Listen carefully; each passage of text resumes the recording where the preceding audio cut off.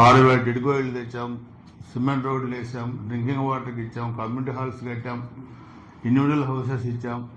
ఆ రోజు 2 కోట్ల రూపాయలు మున్సిపల్ బిల్డింగ్కి నిధులు తెస్తే ప్లేస్ మనం సెలెక్ట్ చేసే పరిస్థితి లేకపోతే 19-24 మధ్య దాన్ని కన్స్ట్రక్షన్ చేశారు. అది కూడా పూర్తి చేయలేదు. తెలుగుదేశం హయాంలో తెచ్చిన నిధులు తప్పితే అది కూడా మున్సిపల్ ఎజెండాలో రాశారు. 2017లో నిధులు తెచ్చామని, అది కూడా పూర్తి చేయలేకపోయారు. తర్వాత డెవలప్మెంట్ ఆ రోజు మనం చూస్తే 14-19 మధ్య డెవలప్మెంట్ ఏ విధంగా ఉందో దాని తర్వాత అభివృద్ధి చేయలేకపోయారు.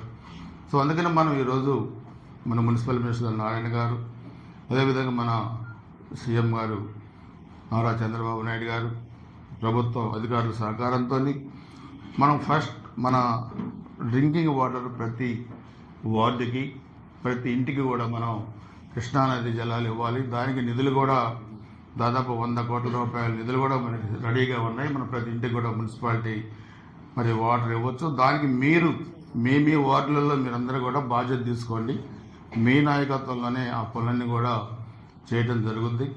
అదేవిధంగా ప్రధాన రహదారి కొంత పెండింగ్ ఉంది, అది కానీ లేకపోతే చెరువు ప్రాంతం మనం చూస్తే మొన్న కూడా నేను చెప్పాను మీటింగ్లో, ఇంత పెద్ద పట్టణానికి శనివారాలు సెలవులు వస్తే కనీసం కుటుంబంతో వెళ్ళడానికి ఒక పార్క్ కూడా లేదు. సో దాన్ని ఒక 10 ఎకరాల్లో బ్రహ్మాండమైన పార్క్ 10 కోట్ల రూపాయలతో డిజైన్ చేస్తున్నాం.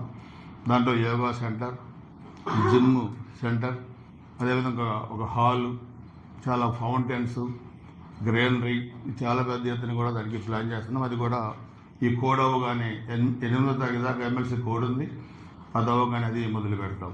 అదేవిధంగా బైపాస్ రోడ్డుకి దానికి కూడా లైటింగ్, ఆ లైటింగ్ కూడా అది చేస్తాం. అదేవిధంగా ఇక్కడి నుంచి ఖలీల్ దాకా, ఎక్కడి నుంచి అటు మన బ్రాహ్మణపల్లి రోడ్లో అక్కడ ఖలీల్ దాకా సెంట్రల్ లైటింగ్, డివైడర్స్ కానీ పిడుగురాళ్ళ పట్టణంలో ఏమేమి పెండింగ్ పనులు ఉన్నాయో వాటన్నీ కూడా మనం నిధులు తీసుకొచ్చాం ఆల్రెడీ. అవన్నీ కూడా మీకు జీవోలతో సహా మీకు మీడియాకు కూడా 2-3 రోజుల్లో ఇస్తాం.